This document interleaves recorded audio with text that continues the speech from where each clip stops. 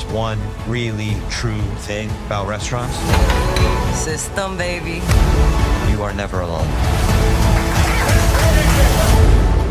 What is up, everybody? Welcome back to the channel. Today we're diving into one of the most emotionally intense, sharply written, and brilliantly acted shows on TV right now, The Bear. Season 4 just dropped, and last year when Season 3 came out, I actually put out one of my more controversial reviews. The title was a 10 out of 10 show with a 7 out of 10 season. But with this season, I've got a lot to say since I think they improved a lot. So grab your aprons, your stress balls, and maybe get you a whiskey or two, because this season cooked. So with that, let's get right into it. Season 4 of The Bear feels like a full return to form after what I thought was a slightly uneven third season. Where Season 3 felt more like a series of disconnected moments, lots of bottle episodes, lots of vibes, which worked, granted, it's still a good show.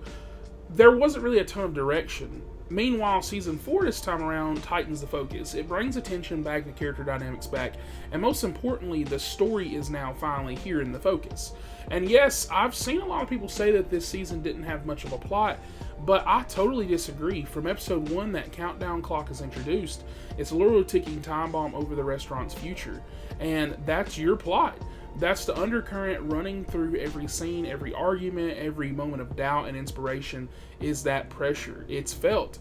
And that's something that I feel like Season 3 in particular was missing. So let's talk some episode standouts. I made some notes when I was watching the show. So episode 9 for me were the Carmy and Donna episode with Jamie Lee Curtis. It deserved its own Emmy reel, I felt like. That scene between them where Jamie Lee Curtis delivers a raw, devastating, utterly human performance. It's restrained, it's ugly, it's honest. And it hits so hard because it's not about yelling, it's about everything unsaid finally resurfacing. Easily one of the best scenes in the entire series.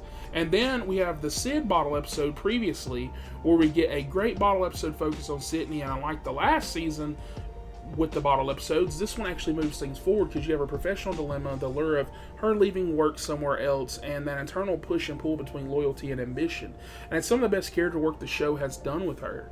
Meanwhile, Carmy and Claire, that big episode, their scene this season is very well acted, emotional, and it's sweet. But the relationship overall is still not clicking for me, however. Claire feels very underwritten. She's never really evolved beyond a placeholder love interest.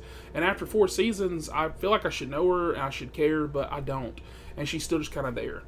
Meanwhile, Marcus has a lot of moments on the complete opposite side of the spectrum. The scenes with him are an absolute delight. He brings warmth, heart, and quiet kind of strength to the chaos of the bear. His art feels meaningful this time around and gave a season so much needed softness. And then you have that wedding episode, the big hour episode with a lot of humor, heart packed into it. And this show knows how to do chaos with precision. Every line, camera move, every awkward smile, it all matters.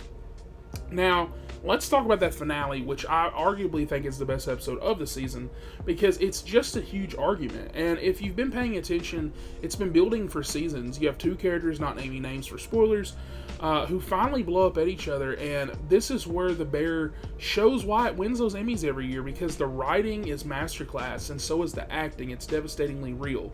And it's not just yelling for drama's sake, it's layered, full of emotional history, and most importantly, it's true, and it touches on something so subtle yet powerful. How hard is it, especially for men, to apologize, to express real vulnerability? And this show gets that. So for me, this season fixed everything I had issues with in Season 3.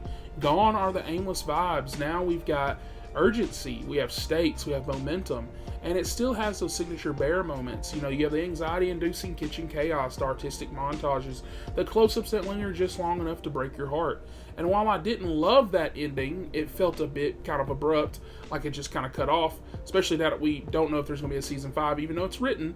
The performances left me satisfied, even if the narrative didn't fully land the ending for me, and the characters and acting kept it from falling flat.